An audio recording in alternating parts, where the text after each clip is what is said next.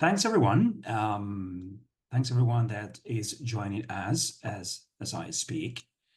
It's amazing the number of people that we have for a morning session. We tend to do these sessions. I'm talking about Central Europe time, mostly in the afternoon or in the early evening. But since our distinguished speaker today is in Japan, and for him, I'm not sure if 6 o'clock is late in Japan by Japanese standards or. Well, it's not late, but after a long day at school, it feels late. All right. Okay. I can imagine. But no, I'm glad to be here. It's just fine. All right. Okay. Well, thanks everyone, and especially thanks, Greg, for joining us today. All right. Well, this is Corpus Linguistics and Applied Linguistics Research 2024. This is the fourth edition of these talks. This is sponsored by the University of Murcia, Universidad de Murcia, and the Faculty of Arts and the Facultad de Letras at the University of Murcia, and by my own research group. So thanks all the sponsors for making this possible, for making this happen. You can visit our YouTube channel where you can find some of the talks from previous editions, and you can check out different topics and different speakers there, plus other talks as well. In this fourth edition, 2024 edition, we have fabulous speakers. We had Professor Shirley Staples, Professor Ima Fortanet last week, and we will have Cristóbal Lozano, Dr. Cristóbal Lozano next week. And today we have Professor Gregory Hadley. It is really difficult to introduce Greg for me. I've followed his academic career for 20 years. Can I say that? Maybe 20 years? Maybe 15 years, but yeah, I know. It Okay. feels like a long time. And Greg was my entry gate to grounded theory. When most of my learners, students in Cambridge were doing grounded theory, I thought, I want to read Greg, what he thinks about grounded theory. So that was my first proper introduction to grounded theory in applied linguistics. Greg Hadley is a sociolinguistics professor and Western Cultural Studies professor at Niigata University in Japan. In case you care, this is where you can find Niigata University. Check out that Tokyo is on the east and Niigata is on the west coast of Japan, right? Just I thought I wanted to make sure where Niigata is. Okay, so probably Greg because of his contribution to applied linguistics through the analysis of grounded theory. But also Greg has written about neoliberal universities using critical grounded theory, a critical grounded theory approach. And he's also an expert in data-driven learning and academic writing. So here I want to show his 2022 paper with Maggie Charles. We were talking about Maggie just a few minutes ago. Autonomous corpus used by graduate students, a long-term trend study. And probably this one is a little bit older, but I also recommend this to my students, demystifying institutional practices, critical pragmatism, and the teaching of academic writing. This one published in English for specific purposes. Of course, this is just a very brief selection of the research output by Greg Hadley. And I'm sure that if you know Greg, you will have your favorite paper or your favorite book. So again, Greg, thank you so much for being so generous to take part in these series of talks. And thanks everyone that has attended today to this talk. So without further ado, I will start my presentation now. Okay. And I give it up for Professor Greg Hadley. Greg, over to you. Let me stop sharing and trying to find my. Okay, there you go. Thank you. We're good. Awesome. Well, hello, everyone. Let me start this out with something of a premise that underlies a lot of what I had done with data-driven learning and extensive reading. And think about this: maybe you're reading a book or some material, and you come across a word that you've may not even encountered in your own language, or it could be in a second language, because you encounter a word that you don't know. For example, like factotum. Uh, what that I don't know what that means, and you go and you check the dictionary and you see a few examples and you find out what it means and you think, and then you continue to go on. But then what happens is that perhaps maybe, a day or two later, you're watching Poirot or something on TV, and Hastings says that somebody had served as a factotum for Lord Dingleberry, and you go, oh, wait a minute, and that just pops into your head because you remember looking at it before, and you never forget what that word means after that. I know I've had that experience in the second language, in the first language as well, and it was based upon this sort of experience that I had embarked on a long, well, several years of research on a topic, and the question was, could could this be done? Could there be a way that one could try and recreate that sort of experience in the second language learning environment? And if it could, if one could do that, would there be enough of an effect from having that experience? And so that's what was behind the approach that the things that I'm going to talk to you today about extensive reading, data-driven learning, and all sorts of things that took place in this. Um, Essentially, what I'm going to be doing is I'm going to tell you a story about my experience. It'll be kind of like an academic narrative. There'll be personal aspects of my life and my career as a second language teacher in Japan, but my talk is going to have many layers to it. And you're going to see some things on the screen, but there's going to be even more going on behind the scenes. I'm only going to really give you a small slice of what's going on. I'll talk about what I learned, what I tried to do, what failed, how I stumbled and bumbled about, and um, and also then what I discovered about the notions of trying to include extensive reading and data-driven learning by engaging in grounded theory to explore what was going on there. So this is not going to be a presentation where I'm going to showcase a lot of success. It's really going to be more one of just a regular language teacher who had a bit of time on his hands and seriously tried to figure out how to make something work, and kind of found out a lot more through the struggle than he would have found out through maybe early success. So let me start with some background concepts, because we have a mixture of people here today. There are some people who are well versed in extensive reading, and others who are well versed in data-driven learning. And I wanted to make sure that everybody's working on the same page.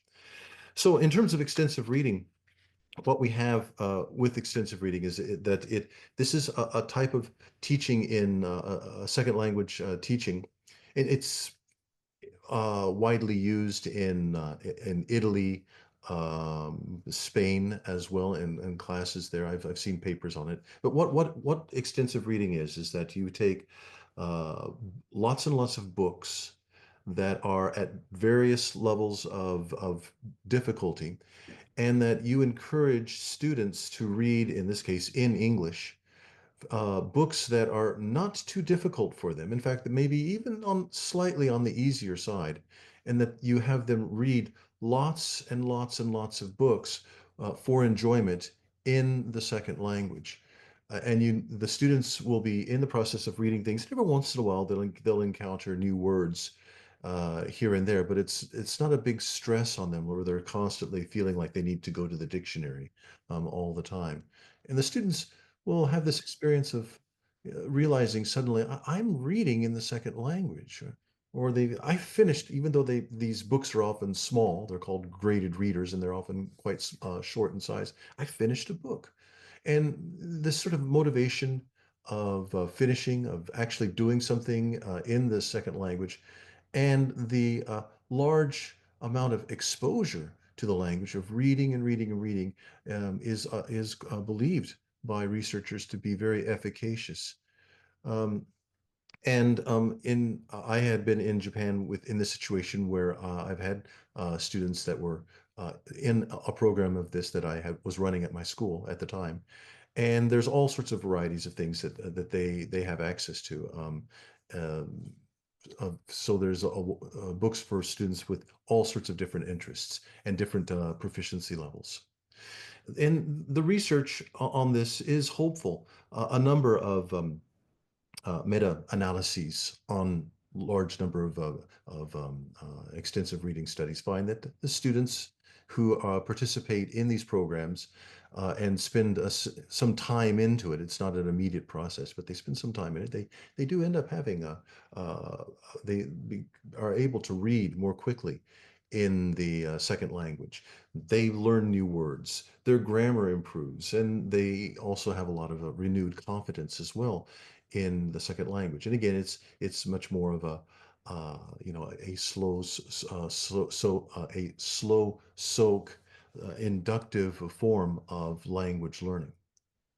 But one of the things that sticks out for me is that there is something of a selection bias in the literature, because a lot of the research, most of it, that I've come through in my wide reading of the subject is based upon successful studies with students that finish ER courses or stick with it.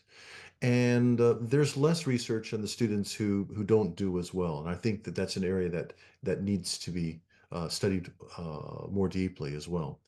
And one thing that I've also noticed is that a lot of the papers that are out there on the subject are focused on what people are doing, what the teachers are doing to try to get students to read in the classroom, and there's less attention paid to, for example, the process of students' readings, or even the reading histories that students bring to the second language background. So there's a lot of teacher push rather than student pull in the literature that you find on that. And so there's quite a few areas within the realm of extensive reading that need more investigation, I believe. Now, another piece of this is data-driven learning. Others that are watching now will know exactly what data-driven learning is, but it was started in the form that we have for second language learner by the late Tim Johns at the University of Birmingham. And his notion, this idea was to build upon some earlier work that was going on in this area to uh, basically create a large database of the English language. So maybe sometimes of a certain genre or a certain type of English, maybe academic English, or maybe it's going to be something of general English or newspaper articles, whatever. But basically what happens with this sort of inductive form of learning is that students come with questions about the language, and instead of the teacher telling them directly, well, this is the answer or this is the grammar rule, that they, with the student, will more or less Google the database with a program called a concordancer, where they will get a keyword in context, as you can see here, and the teacher will sit with the student and help the students to inductively start to look at patterns in the language, how the word is used, what's going on before the word, what's going on after the word, what are some things that happen more and more regularly. And they do this with all sorts of other lexical items, words like this, and help the students to learn for themselves. And it has sort of the effect of having at least for one small point, lots and lots of repeated exposure to a certain lexical item, somewhat like what a native speaker of the language might have had over years and years of reading, of course, not encountering that lexical item in this matter, but this is much more of a focused sort of experience. Something that I think is important to note in this is I knew Tim, and I would used to teach at the University of Birmingham in the summertime for pre-sessionals, and Tim was often around, and we would go and eat curries, and he would tell me about his times abroad doing this and that. We talk a lot about data-driven learning because he's the man. One of the things that I found interesting about what Tim did is that he worked with graduate students, and he often his typical approach was to be one-on-one or with just a very small number of graduate students who had questions, or he identified various issues in their writing, and he would produce readouts for them, print them out for them. Sometimes he would have them with the computer later on, but he would sit with them in a very grandfatherly sort of way and lead the students on. And that approach to data-driven learning is quite rare. You'll find lots of people using data aspects of corpus-based instruction, data-driven learning, with much larger classes and in much different environments. It's very, very different from the way that Tim Johns did it. And I think that that may have some bearing on the success of the method as he saw it, and the way it's been applied later on. Okay, so one of the problems that I've encountered, and you'll find this in the literature as well around data-driven learning, is a problem of the material that comes from these corpus readouts as being too difficult for the students.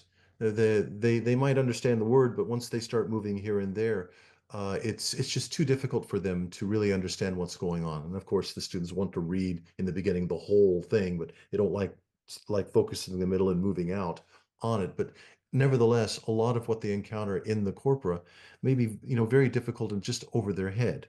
And so, my idea was in my ER class was based on this. I thought, what if I could make a corpus, a big database of the English language, completely out of extensive readers, maybe an entire extensive reading series.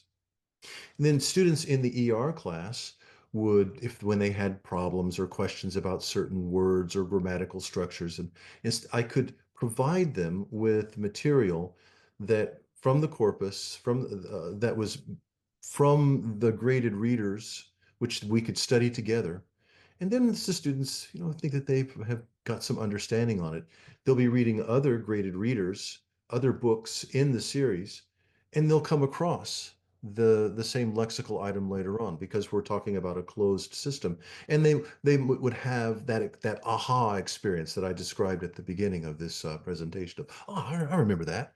And that would solidify the learning process. And so I got some money from the Japanese government to do some research, and I contacted Oxford University Press in the UK and pitched an idea about doing this, about having access to all of their graded readers in the form of a corpus, and that I could use this in forming data-driven learning-based activities that would supplement the extensive reading experience, where I could provide, when they have problems, I could provide all sorts of different activities and concordance-based materials that could aid them in their process. Now, those of you who know extensive reading quite well will say, hey, hey, hey, wait a minute now, wait a minute. This is getting kind of vocabulary heavy and sort of maybe some grammar action going on here. And that's kind of something we don't really want to be doing in the world of extensive reading. You see, there is in I'm just going to be kind of joking and a little bit tongue in cheek, but there's kind of a dogmatic aspect of the extensive reading community. So what I had proposed was something of a transgressive sort of thing. And the reason why I was breaking the rules, so to speak, is because there are strong proponents in extensive reading, particularly Richard Day, who has literally his own 10 commandments of extensive reading. And one of those commandments is basically, thou shalt not do, sort of vocabulary sort of things or grammars or language-based instruction in the extensive reading experience. Um, because they believe and have some evidence in their own research that this would short circuit the process. So the idea of taking some sort of aspect of explicit instruction based upon graded readers in the grading reading process is something of bringing in the golden calf. And so that's essentially what some people would have seen me becoming in this. But still, let me tell you the story of some of the things that I did and some of the things that happened and how that put me on to another path of discovery.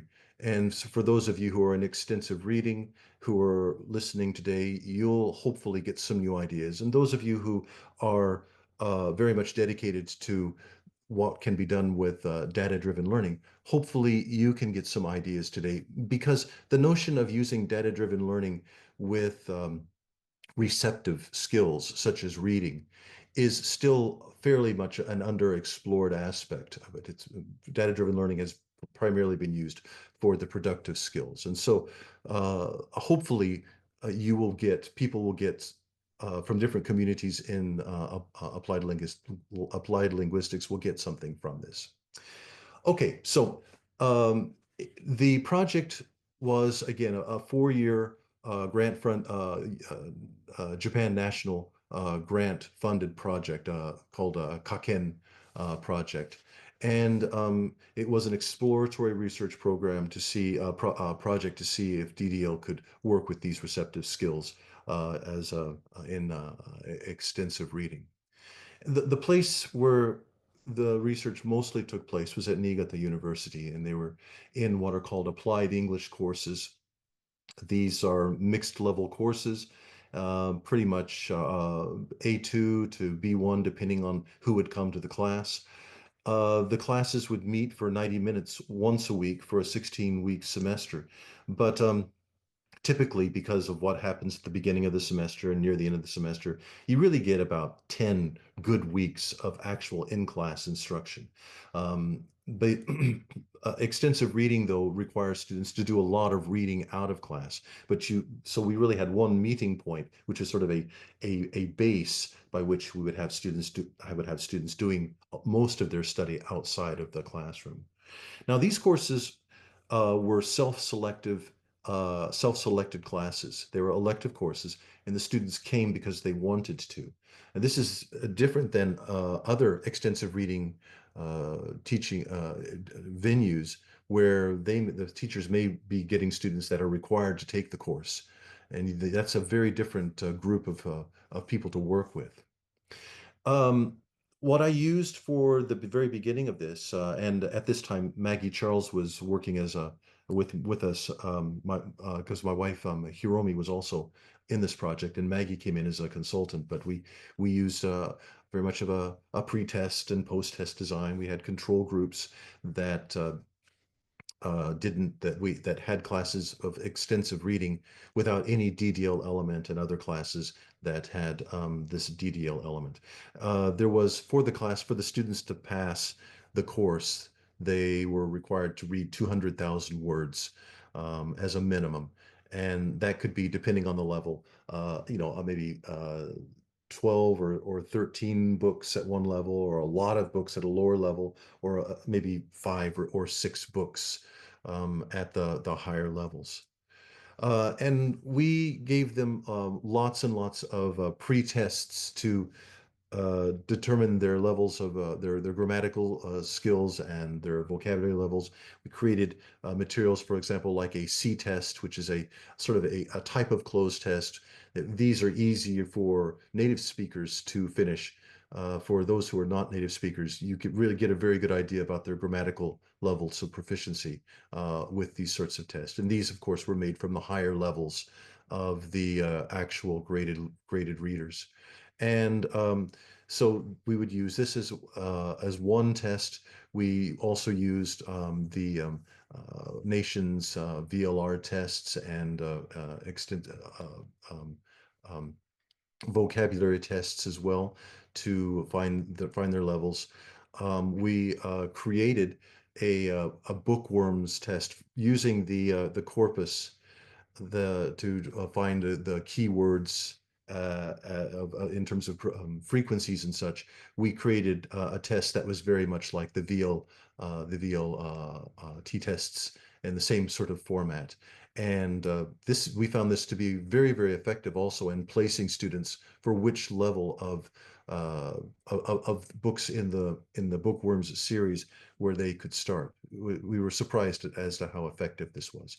But these were instituted to the students as pre-tests and post-tests. And to track the students, we used the this extensive reading site that is very popular in Japan, other places in the world as well, where students can, after they read a book, they can go online, they make an account, they take tests. If they pass the tests, they will get credit for the number of words that are in that book. And, since they will go up and up and up as they read and pass the tests. Again, 200,000 words was the limit. Most of these classes were able to fairly quickly, surpass their the minimum word limit. And this is a good way to be able to track students, those who were not reading enough, or those who were reading a lot, and be able to encourage students along the way. When students passed of these short usually multiple choice with a little bit of entrance or choosing different the order of things that would happen in the book. If they read the book, it was easy to pass. If they hadn't read the book, then they would often fail. But if they did pass, then they would also get a little badge for each book in their series, and they could sort of collect these as well. And um, we'd be able to, for each student individually, also, find out, what books they read. If they were reading books, trying to read books that were too high in their level of proficiency or too easy, you can track this right away as a teacher and move it on. So what we did was we used materials such as this in the beginning to help to encourage students to be able to, when they had questions, to be able to find problems and such, and would guide them through the process of a sort of inductive learning. And yet, our first initial study with this is that when we looked after one semester of having a couple of classes that were control groups and experimental groups, our first time around with using data-driven learning and extensive reading actually resulted in the t-tests that we had at the end showed us that the students that did the data-driven learning with extensive reading actually ended up worse. They didn't improve compared to those who just did ER straight. So, in that sense, we felt like, what's going on? Now, the students, if you looked at just the class itself, from the pre-test to post-test, both classes improved. But if you compared the control group to the experimental group in the first, it wasn't working. It didn't work. And so, we were curious about what was going on with that. And so I began to investigate using something that's called a repertory grid. I'm not going to go too deep into repertory grids. If you're interested in knowing more about them, by coincidence, next month I'm giving a talk online for the Japan Mixed Methods Research society, where I'm going to talk about it in detail. But just basically, what a repertory grid is, it's a way for a person to have an interview with themselves. You ask them to put a number of empirical things that everyone can see and do at the top of a grid. It looks like basically like a table with all these things that they, things like, so for example, um, talking with students or writing alone or doing so, learning from others. Those are things that people can often see. And then through a process of students, of a person choosing three of those things at random using cards and then trying to figure out on one side, out of these three cards, which two are similar, these activities, and would you describe that from your feelings of your values and beliefs? What does this have in common? They would write that. Why is this third thing? Why is it different from that? They would write that on the other side of the grid. And then they would rate on a score of usually 1 to 5, all of the activities between these two values. And it goes down, down, down through this. And you can look at it just as it is and get a lot of ideas, but you can use principal components analysis to also analyze the beliefs of the students to the activities, and you can get them into different groups.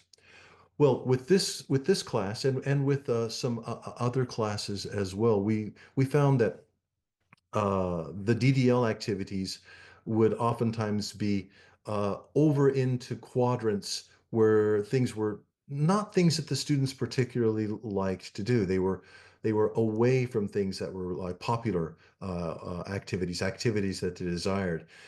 This was another class that we looked at, and what you're seeing in the blue things are the elements, the things that people would do, and the red things are things that students had written as beliefs or how they would describe different activities. So we can see, for example, with uh, DDL activities, it's in the same quadrant of things that they would find to be unpopular because they're working alone, it's self-directed, word focused. Well, that's what data-driven learning is supposed to encourage.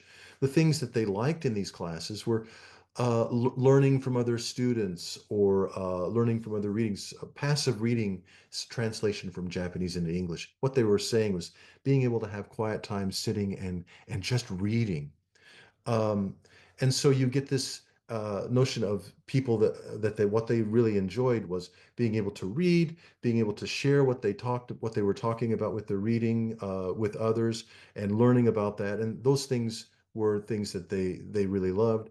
But these things with the DDL, as we started out in the beginning with students having questions, providing them uh, uh, keywords and context, worksheets and such to work through the corpus materials and to go through with that, they didn't like that. Oh, and I should say, why did you provide, people have asked, why did you provide worksheets in response to their questions?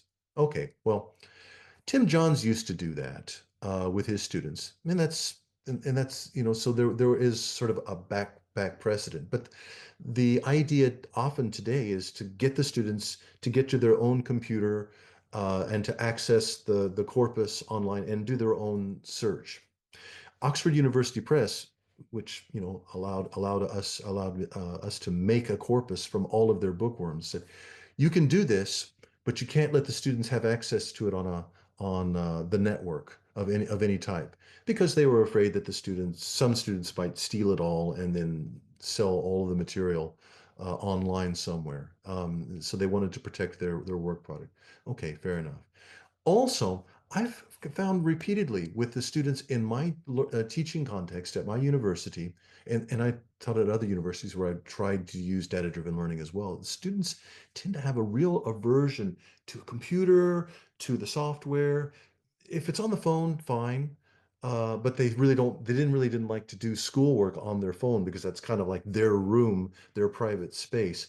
But trying to get them, I mean, I would bring a computer into the classroom and let them use it in the class while they're doing extensive reading, and they just didn't want to touch it. So providing them with materials to answers to their questions was the most effective way to get things to them, but the students really didn't like it. The energy would go down when they were encountering data-driven learning with extensive reading. One student who is an example of many interviews that I had on this that I used later, and she was saying, yeah, I remember very common, did some corpus. I didn't understand it well. Yeah, maybe I wasn't so good at listening to English, so I didn't understand the aim. Yeah, it was a little difficult for me. I didn't understand what the direct connection, what was the direct connection to extensive reading, and things of this were quite common. So,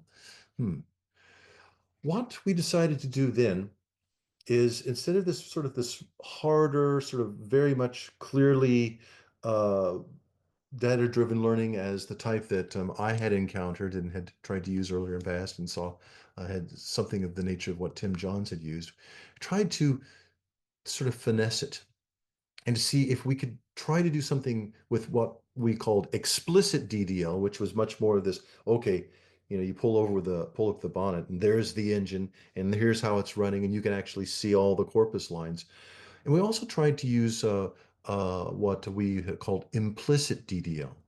Now, with explicit DDL, when students asked questions and they would sometimes they would send me questions in writing, um, and we would do the same sort of thing, provide material from the actual extensive reading corpus, and work with them to look through this to find clusters, to find collocations, chunks, and to encourage them to improve, to write examples of this for themselves, to actualize it, and then to tell us when they find other examples in later on. We had classes where we did this, but then we also what we did was we took all the notions of DDL, the corpus material, and we instead blanketed it within materials like this that looked much more like a textbook with cute cats and dogs and activities that would have them actually do corpus-based materials and discussions upon that, and keep track of their new vocabulary and such, and in this way kind of sugarcoat the DDL. Yes, as you can see, there was still lots of keywords and context and lines and materials for them, but we still hid them within activities and such that were much more what they would be used to seeing as a textbook. And so with subsequent cycles, we did a number of research projects where we uh, we would try with explicit DDL experiments, implicit DDL experiments, and we would use this is a very common way of mixed methods research.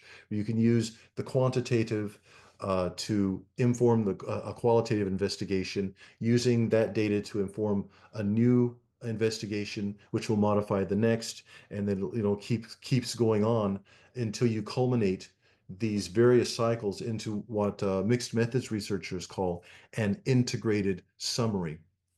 I'll show you what that looks like in a little bit. Oh, here it is right now. Now, I apologize. This is really text heavy. If you have time to sit and look at it and read it, it'll really come up. But what we did was essentially with the explicit DDL studies, we showed the conditions for the classes. We had one where we had an average class of 13 students. We had another one, though, where we had a very small class. Only 2 students showed up for that term. They met in the office. Um, the quantitative findings, these are summaries of the measures. And these are the things that we found out with explicit DDL with these large classes. Their speeds um, were lower than the control groups. They read significantly less in the larger groups. The smaller groups, though, they read, but they didn't read as much, and there wasn't much improvement. The qualitative findings, the interviews and the qualitative aspects of repertory grids and other aspects, found that they larger classes, they didn't like it, but the smaller class, they liked it. They found it was really useful. because in those situations, that was very much like the Tim Johnsian situation. You're sitting and, with the gray hair, to them, I'm very grandfatherly looking and talking them through the process. And they liked it. Of course, they didn't read that much though either. So, with the larger classes, the effect of explicit DDL continued to be negative, but somewhat promising with the smaller groups. And then with the implicit DDL, we had a number of classes, but the average size was this, and we found that there was really no statistical difference between the improvement of experimental and control groups, but independently they did improve. So we began to see consistently the same sort of things. But in these classes, the students did consistently read faster than the control groups with the implicit DBL. They still got a lot of concordance lines and things to study with that. And we hypothesize, we don't know for sure, we hypothesize that students did get used to finally being able to look down the center, look for clusters and look for collocations, and that helped them in their reading as well, also with their word recognition, but we need more research to find that. The students, though, were much more engaged in these classes because of the activities for discussion and comparison and working together with the material. They didn't find DDL that much fun, but they did it, and it was okay. But it wasn't great, but it was okay. It was still much a mixed sort of situation. So. And we've been fiddling around with this now for about 3 or 4 years. And, it was like, what's going on with this? Because, is DDL uh, that incompatible, or is it that brittle? Of course, when I had talked about earlier research with this at DVL conferences, after the presentations, people would come and say, "You're a terrible teacher. That's the reason why." And I said, "Well, okay, that's possible too." But I've done this a lot of times with different groups and different sort of conditions, and it's mixed at best. And so it's like, what's going on here? What's happening with this? You know, it should work. I kept thinking it should be working better than this, but it's not. And so this question underlying of what's going on here led me to the next part of this that I wanted to share with you. And I hope that what I'll share with you with this from this point onward will be helpful both to people in ER and in DDL. Okay, so what I decided to do is I decided to approach the Japanese national funding body again, and I pitched it to them as a grounded theory of extensive reading.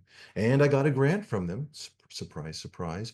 And I was up and off with this investigative research. Now, some of you will have heard about grounded theory. Some of you will think that you know what grounded theory is, and it's probably not that. And some of you will know about it. But bear with me for a little bit. I'll talk about it just in broadly. I'm not going to go too deeply into it.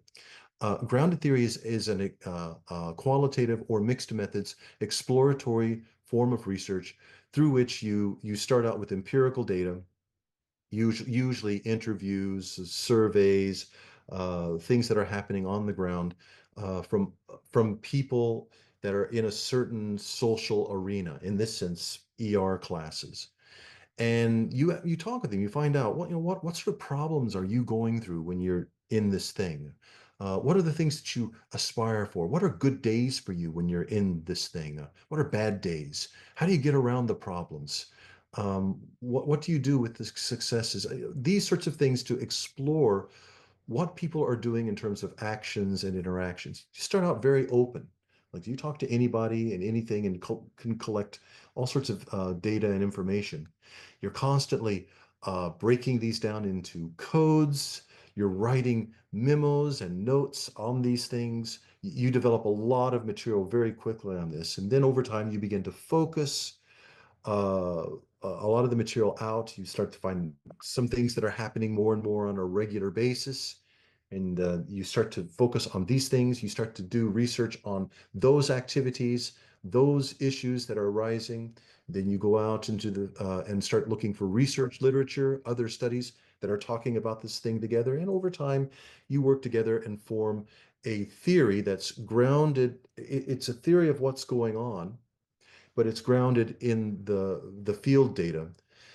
There are many forms of grounded theory out there. I've been influenced mostly by um, the grounded theorists Kathy Sharmaz and her earlier teacher Barney Glaser. Both of them have passed away at this point, but this is one way of doing grounded theory, and there are other schools, but this is where I'm at, where I was. Where I'm influenced and how I do it. And what I'm going to be talking today to you about is this level of theory construction. There's still more to do with it, but there's enough here definitely to give it to you. Now, the theory was developed from a core set of 28 informant interviews. There were many more things going on with this. The software that I often use with this um, was at the time able to connect with Twitter before it turned into X and got pretty well.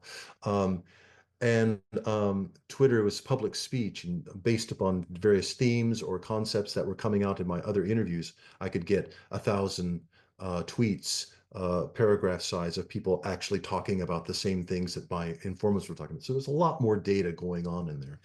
But you're saying, well, wait a minute, 28 informative interviews, isn't that kind of small? Well, actually, John Cresswell has looked at a number of different grounded theory books, how-to books, and lots of studies, and he says that in his meta-analyses of these studies, that basically 20 to 30 interviews are sufficient for developing a grounded theory, because you're not just talking to a person for 5 minutes and then going off and getting a few themes. You're interviewing them, you're breaking them down in codes, you're writing out lots and lots of memos and ideas that come to your mind, and those will develop the questions for the next person. So you're not asking the same questions, you're asking something a little more specific. You're getting more data on that, you're getting more stuff. You go to the third person and you're asking different questions based upon what you've already learned from this. So like snowball sampling is similar. So after 30 people, you really can have, if you're doing the process correctly, uh, a good explanatory theory of what's going on. So when I present this theory to you, I'm going to give it to you in broad brushstrokes. I've got lots and lots of quotes from people and all sorts of railia and pictures and this and that, but there's just not time to show you all of that. I'm just going to be able to show you the basic human interactions and social processes that go into this theory. And that's something about grounded theory. It's not there to prove somebody else's earlier theory. It focuses primarily on what people do and how they do it. Some focus on just what you can see. Some will focus on psychological, social processes, but still, your grounded theory is about action. What are people doing to get on in a certain social arena? And in this sense, it's extensive reading. Now, as I present this material to you, there's going to be a lot of wordsmithing here, because grounded theory tends to encourage the creation of new terms to describe the social actions and interactions that are going on.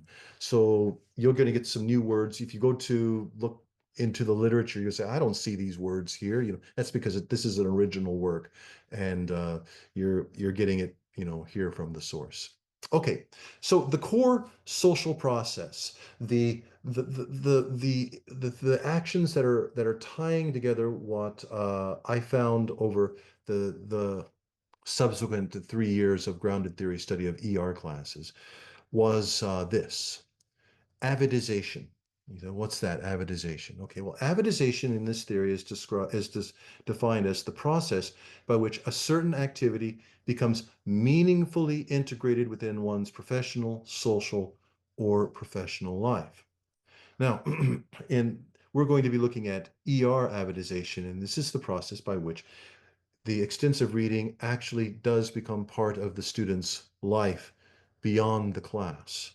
And how that works. Now, you'll find in the ER literature, reading motivation a lot, and you're thinking, well, isn't avidization sound a little bit like reading motivation? Yeah. The thing is that the term motivation is highly problematized in applied linguistics. We have so many different theories and notions on motivation. If you talk about motivation, you're going to have to start to talk, about the history of this person, this, Dornier and Gardner and this, and they're all talking about various aspects of what motivation is. What I'm doing with avidization is I'm kind of breaking that notion of motivation, because what I found is that there were aspects of Gardner, there are aspects of Dornier and ideal self, and all of the different theories that you find. There were bits and pieces of all of this in what different students did to make their way through ER. And so again, ER is not just a second language aspect. It's also something that you'll find in elementary schools in native English speaking environments as well. But one of the things that emerged very quickly in the ER studies was that what the students the type of students, the type of readers that the students became when they were children, very, very much a direct influence on the type of readers they were in the ER classes. And there's a lot of research that does touch upon this notion that there is an aspect of the life of a person as when they're in their first language reading experience does carry over into the second language. Certainly, the second language learning reading experience does have differences in terms of the way Lexis is learned, and there are differences, but the strategies, the motivations, the life of a reader that comes into the ER class from that other language and into this English environment, that's there, and that's not received enough attention, I think, in the ER community. So in this theory of ER avidization, we have some main processes, social processes. One of them is called infograzing, okay? Another's book mining, story hunting, and then data grinding.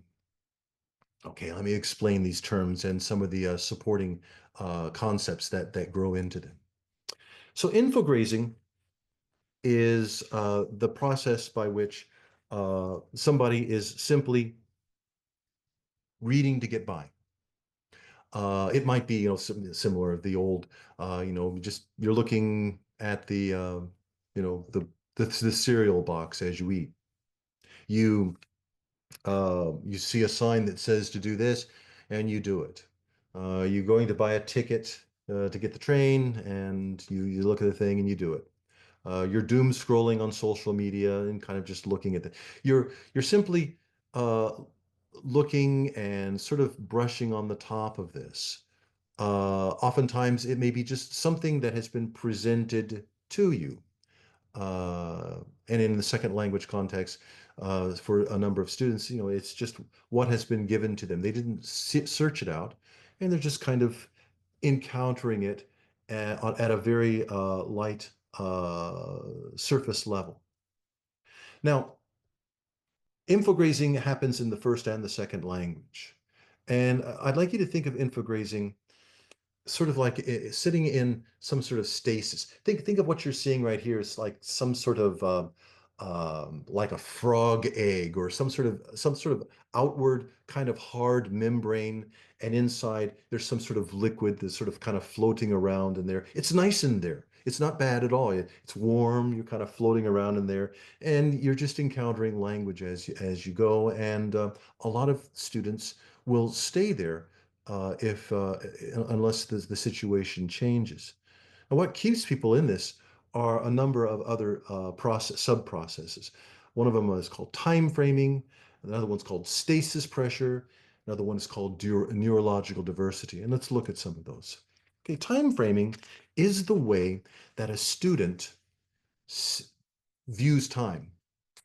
Does the student view time as a limited resource? I don't have time. I'd love to do this, but I just don't have the time. I have so much time and this, So some people will see time as a limited resource. Others, when it comes to extensive reading and even reading in their first language, time is not an issue at all.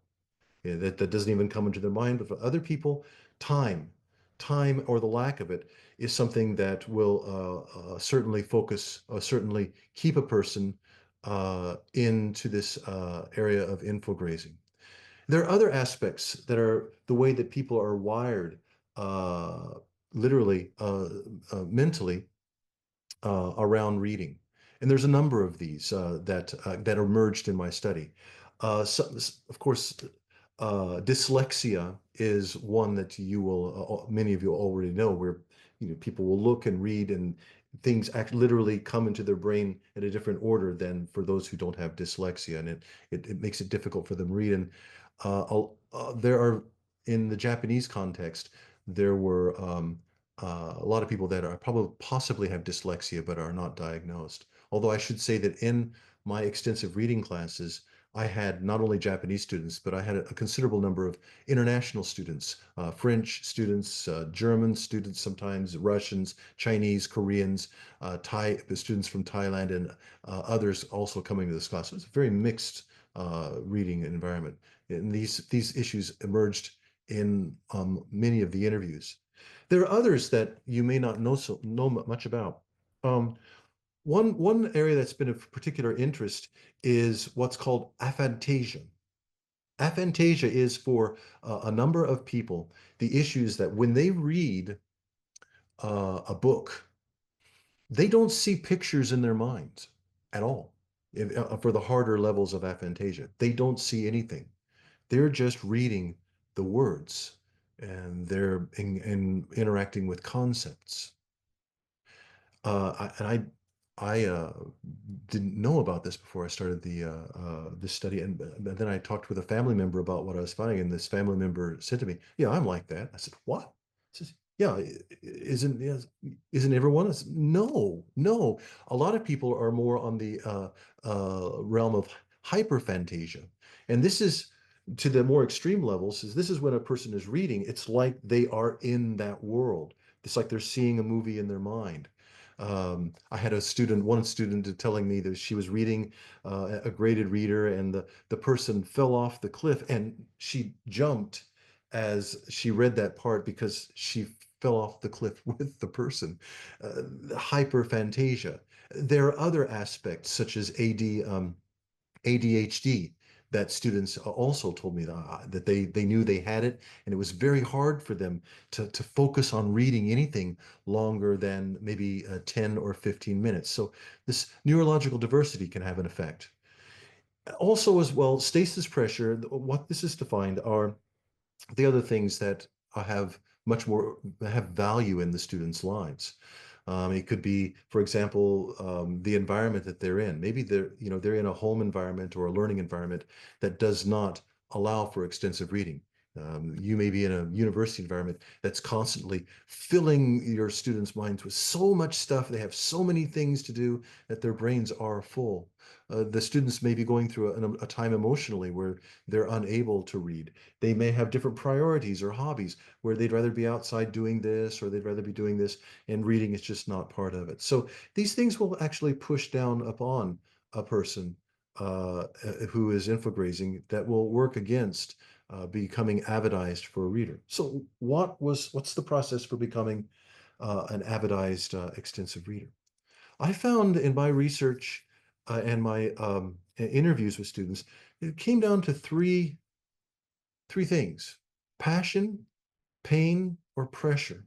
I'll call it PPP, And what I mean by passion is that for the students, often it started in their first language, but and then again, it could a few times started in the ER class, but not as much, where they encountered something.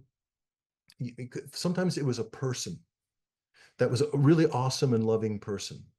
And reading was part of the experience with that. Sometimes it was memories of their mother or their father reading to them when they were younger. Or they went to a library and they saw all the books and they smelled the books and just something grabbed them. There was something in the experience of their life that filled them with a huge sense of love and connectedness, and books and reading became part of that. Pain also was a very important aspect. And in this sense, what often happened is that people in my interviews of the both extensive reading and then even when they felt more comfortable talking about their first language reading experiences, a lot of them spoke about a time in their life where it was terrible for them. Some of them spoke about moving to a different place and being bullied. Um, some of them talked about the family, abuse in their own family, and they would actually, be like hide away in the trauma that happens. Some people, the older people told me about they went through a huge loss in their family, a death. One person in later who wasn't in extensive reading, but was an in extensive reading classes, but was an extensive reader. He hadn't read much until he was in his 30s, and then he had a divorce, and he lost everything. And suddenly he was drawn towards reading. These painful experiences and could open up a space in their lives where people began to seek solace in reading, both in the first and the second language. And then, especially in an ER context, was the notion of pressure for some. It was the idea that everyone else was doing this, and it was just this is what we do. And it wasn't like a hard pressure of like, do this, but it's like, everyone's doing this, and maybe I should be doing it too. I'm not sure what I feel about it, but this is what we do, and so let's do it. And so these sorts of things would actually push up and get a person out of this infograzing into a, a stage that I call reading maceration. You think, what's maceration? Okay, well, maceration is actually a winemaking term. It's where you can put all the grapes into a container, and they're kind of closed in there for a while, and they stay there for a while. And during this long, this period of time, uh, things start to break down. The resistance starts to break down. Things start to change in the person. And in terms of reading, they're in an environment where the pain or the pressure or the passion has put them in a space where there's availability of books to read, and they're doing it more than they ever did before. And they're in this environment, things are starting to break down in them. The resistance to reading is starting to change, and they want to start at this point not just reading, but to reach out and to find other material. And that will go through a period of maturation where it'll trickle down for a while until something happens, which I call the quickening. Now, what I mean by this is the quickening is when, and for the students, they wouldn't like describe it in those terms, but they would talk about some of them where something just changed, something shifted in them. And now everything's different about reading. Um, and it's for others, they weren't aware of that trajectory when they're in their talk, but there was a specific time where after all this reading and all this different things, something sparked in their mind, and reading started to become more and just part of what they did. Now, there are processes, different types of processes that people will do, can do both of these, depending on the situation. In extensive reading, students tend to do one or the other. One of the groups, they would develop what would be called, I call the hungering. They begin to develop sort of this hunger for stories, for more reading about things. It becomes one's informant described it as an addiction. Another described it as a hunger that needed to be filled, but others described it as this reading becomes a need for them, and it would lead to the process which I call story hunting. Now, story hunting and the students who like to do this more than the others, they're students who reported that they read for enjoyment. They described, as I had mentioned earlier, reading as an appetite, something that needed to be satisfied in the extensive reading context. And Others, these students oftentimes were readers in the first language too, where they were very proud of being a connoisseur of specific genres. You know, I would have one that would say, "Yes, I am." She said to me, "Yes, I am a big fan of teen vampire novels." It's like, oh yeah, yeah. And then this is a big thing for her. An example, but they know what they like. They know what they want. They developed both in their first language and in the ER context some sort of emotional attachment to the book characters and the authors, and a lot of them tend towards hyperphantasia.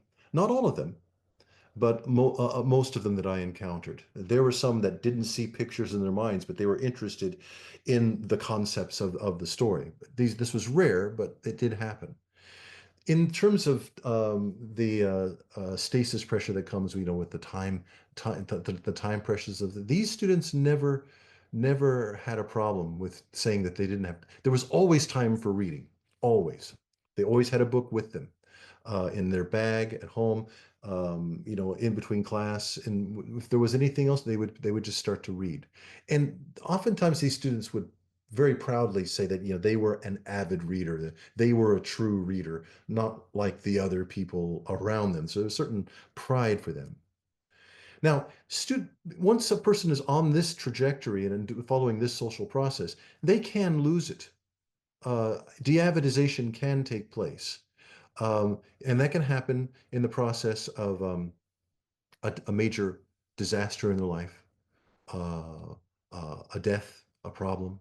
But when they go back to reconnecting to that hunger they once had before, they can be re-avidized. The other process of the quickening can develop what I've called the thirsting.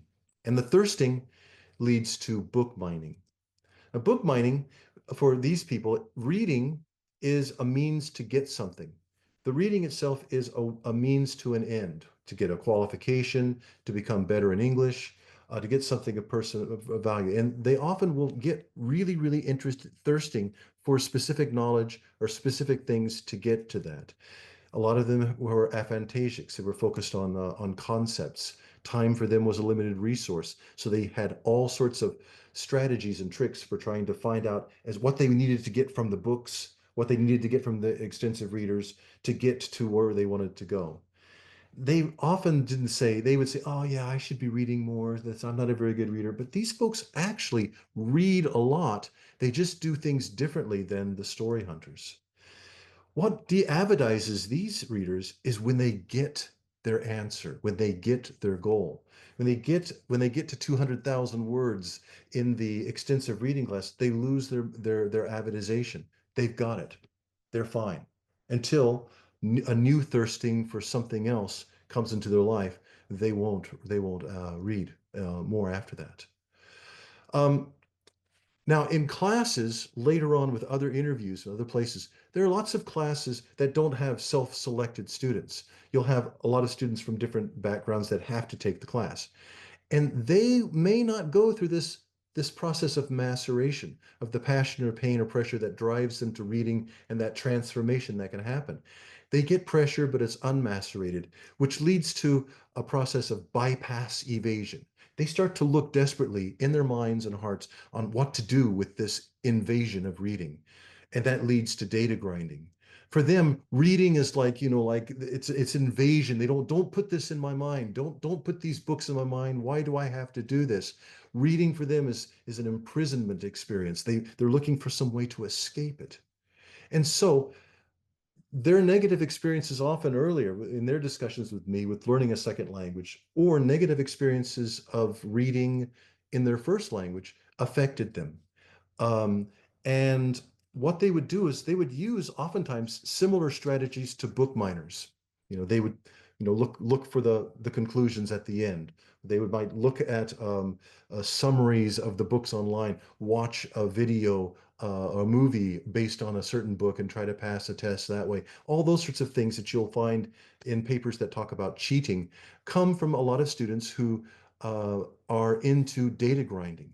The idea is they want to get the information or get the thing that's being requested in the class as quickly and as easily as possible to get the reading out of their lives, to get the grade and to get out. So, and this happens in the ER context, but of course, if you're, for example, a native speaker and you have to maybe do a tax paper or something, and you have to read these government documents, you're going to do data grinding as well. You're going to try to find the information and get this thing done as quickly as possible and out of your life. So it happens amongst this process happens amongst native speakers, first language reading.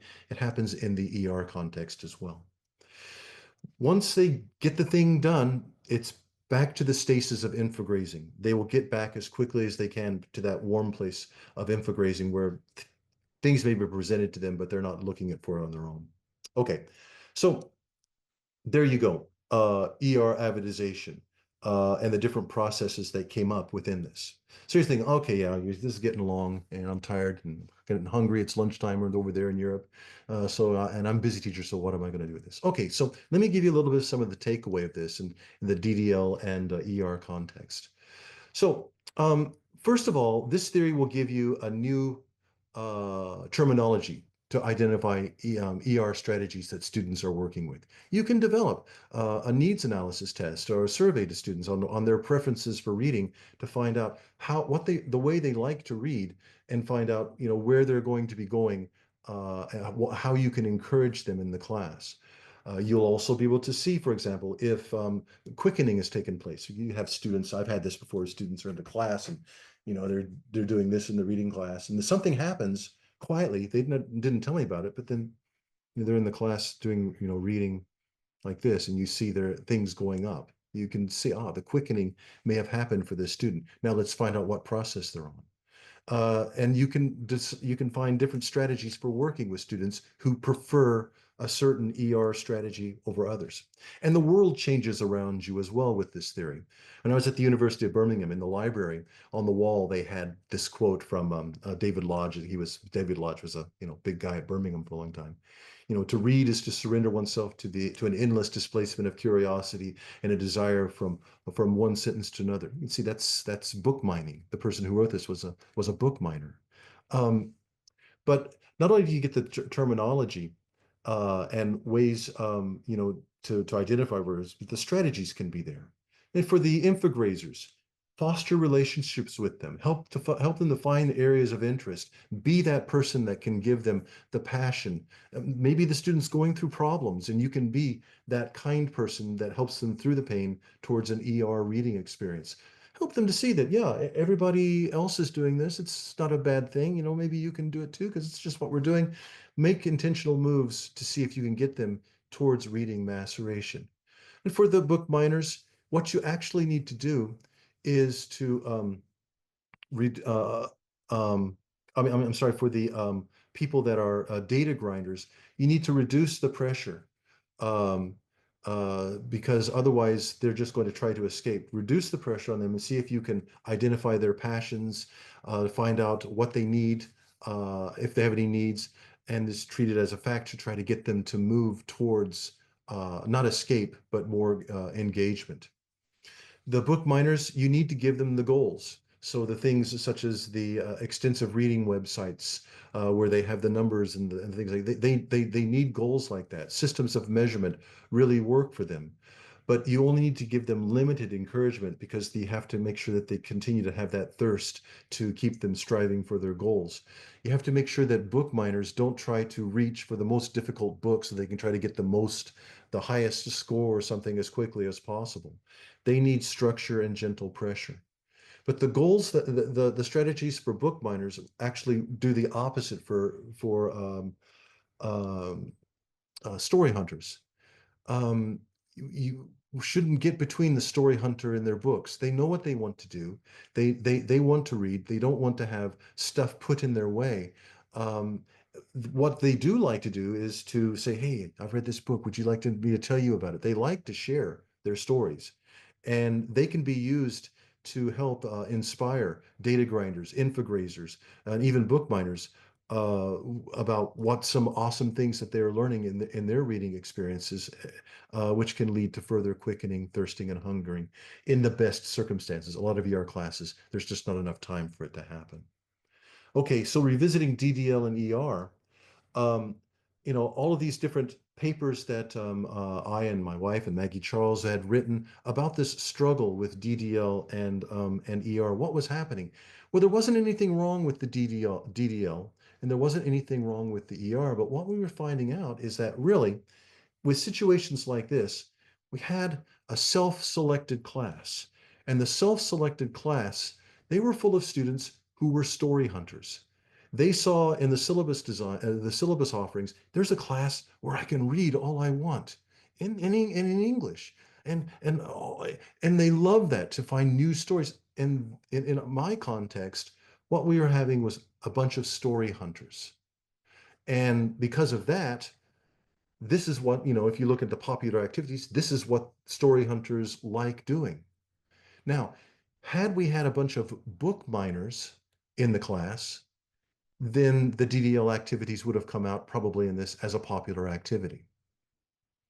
And in mixed classes, who knows where it would be? It would probably somewhere in the middle.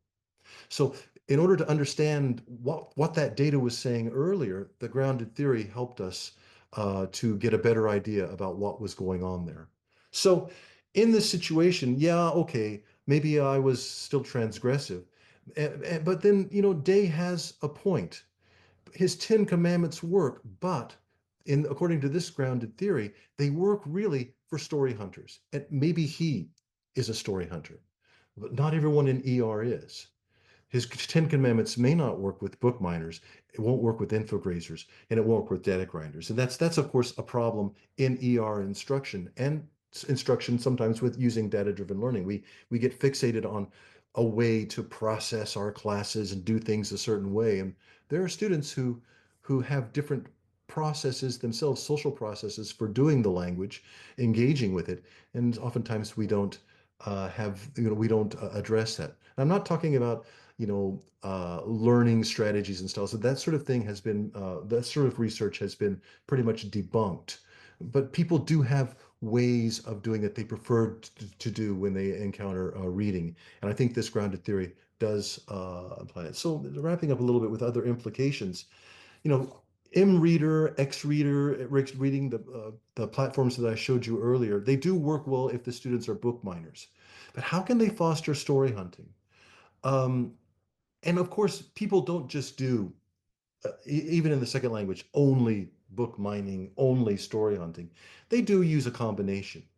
In ER, people tended to prefer one over the other, but still, how do we encourage book miners to engage more with story hunting, and story hunters to sometimes switch strategies? And should we even try to do that?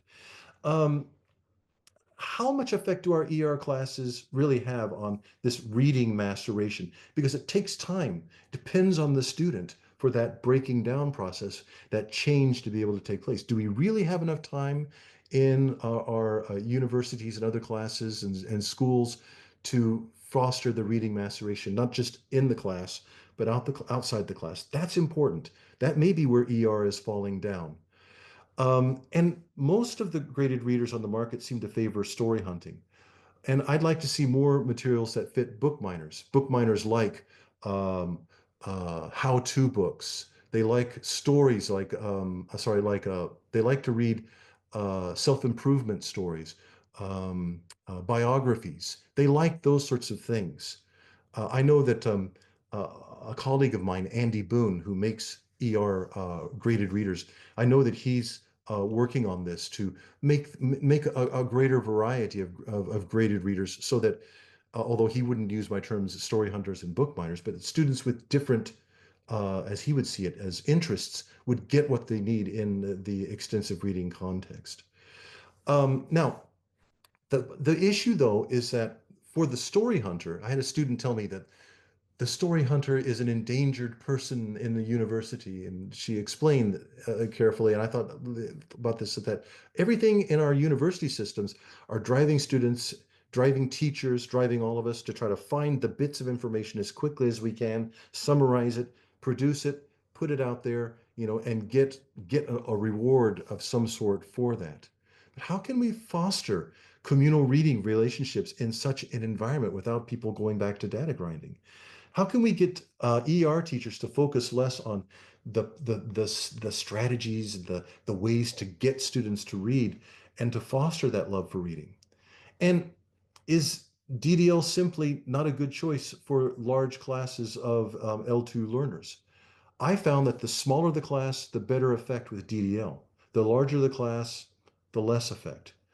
And are there other ways besides reading of using DDL with skills? So I've given you a lot of stuff today, and we've looked basically at this exploratory research account with DDL and ER, some of the mixed results that came from that, honestly. This theory that developed out of the pain, the passion, and the pressure of that into a grounded theory of extensive reading.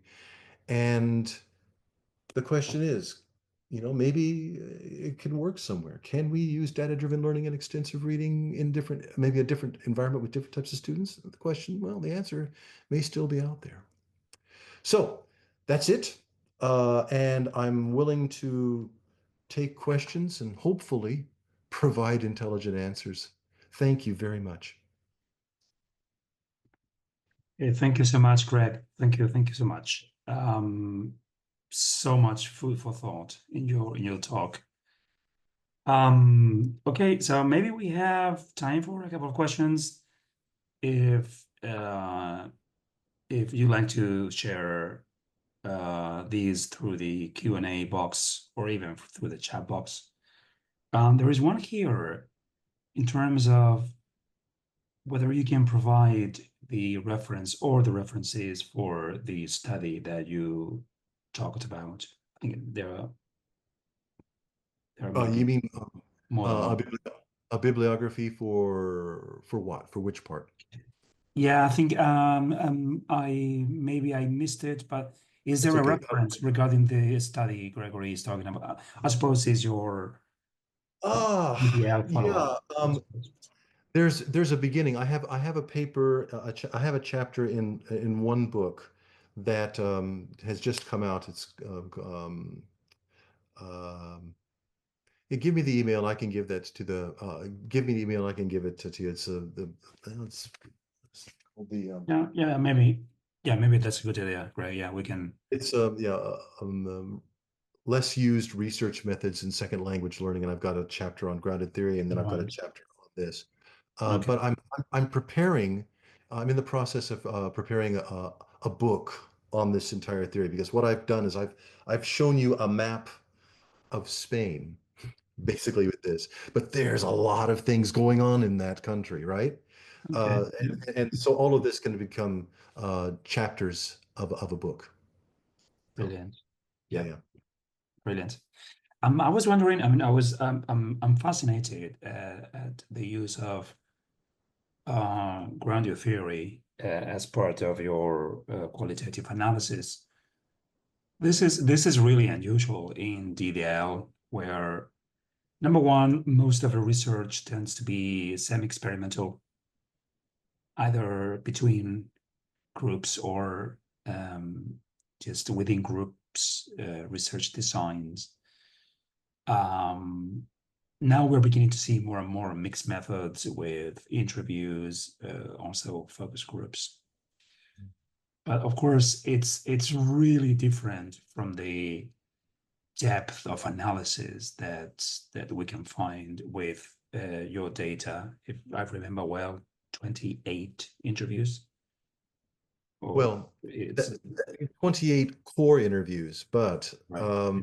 if I wanted to fudge and talk about all of the people, the people represented from tweets and from other secondary interviews afterwards, and well, grounded theory treats the literature as a type of interview. It's not like it's Right. validates. It's like, okay, they're talking about this topic. Here's what they're into. So I Right. would say maybe 100 people easily have gone Right. into this, but the core people Right. about 30. Okay. So any advice for the newcomer in terms What of how to approach integrating grounded theory into qualitative analysis?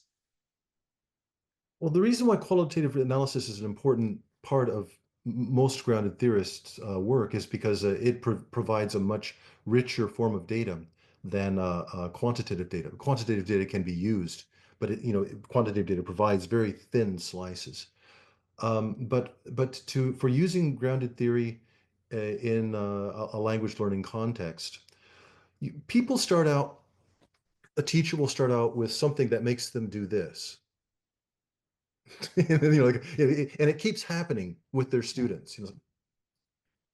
What is this thing that's going? They don't know. They want to explore it. And it may be behavior in the class. It may be certain things with the way the language is used. It could be a lot of things within that environment. And then they begin to observe, and they keep notes of their observations. They make little coded uh, summaries of that. They start writing some hypotheses about that, and they use that to develop the basis for starting interviews, exploratory interviews with students or other teachers or other people within that environment. And they talk with one person one time, and they break that down into codes, and they write more memos, and then from that they use that to create new questions and new ideas for the next person. So they don't go out and ask 100 people the same question.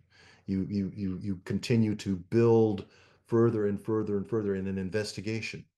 And then the people that say things that, are very similar to what this person said, you make notes of that. You keep breaking things up and making these pieces for a while, and then you start to put them together into like groups and then try to relate them. How does this and this relate? I don't know. Go back out in the field, start asking people, start showing people your theory. I've taken this to extensive readers, and I've shown this to them and some teachers, and they go, you know, I never thought of it this way, but this makes sense. Yeah, yeah, and I've seen that in my class. Or, yeah, yeah, yeah, yeah, yeah. Then you know that the theory that you develop over time, which is an abstraction, a symbolic abstraction of all of this harder stuff that's been for, then you know that the theory is working because it's got power with the people in that social arena. So there are books on how to do grounded theory and to follow those processes. You can find people who are grounded theorists and ask for advice.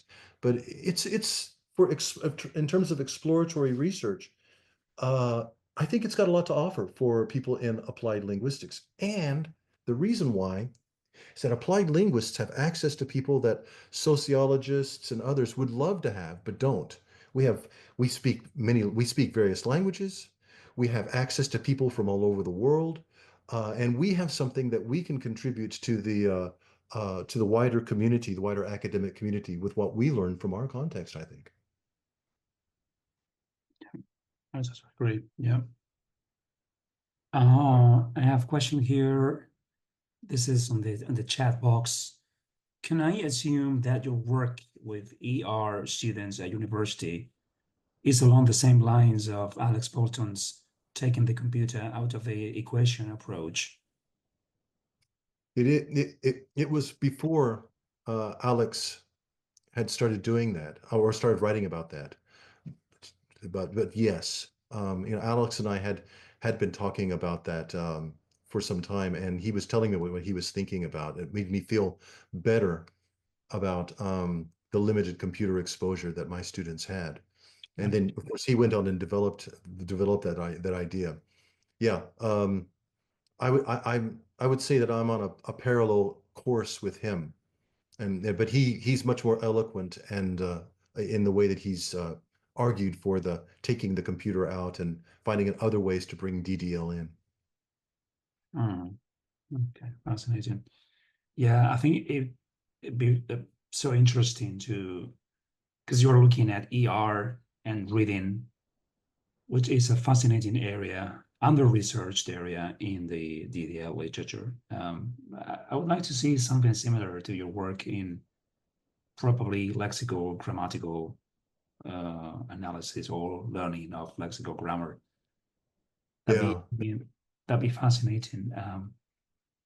As we, I mean, I don't tend to, just look at these social kind of traits or influence in terms Yeah. of learning grammar or learning, vocabulary. Could you use DDL to get a better insight into the sociolinguistic aspects of certain of certain language use? Well, maybe that's your next research project, or one of the so maybe there's 50 people out there right now writing it down right now to be. Yeah. So we have 55 people that are still online. So probably, there is somebody that has, the motivation to do that. Let us know, please. We'll be so interested in that. Greg, thank you so much. You must be exhausted. You've been so generous with us and sharing your research today. So yeah, I want to thank everyone that showed up today from all over the world in our very unusual time for this time for these talks. We tend to do it in the afternoon, but this time it was totally worth it to do it in the morning. So thanks everyone again. Greg, thank you so much, and see you soon. Bye bye everyone. Take care.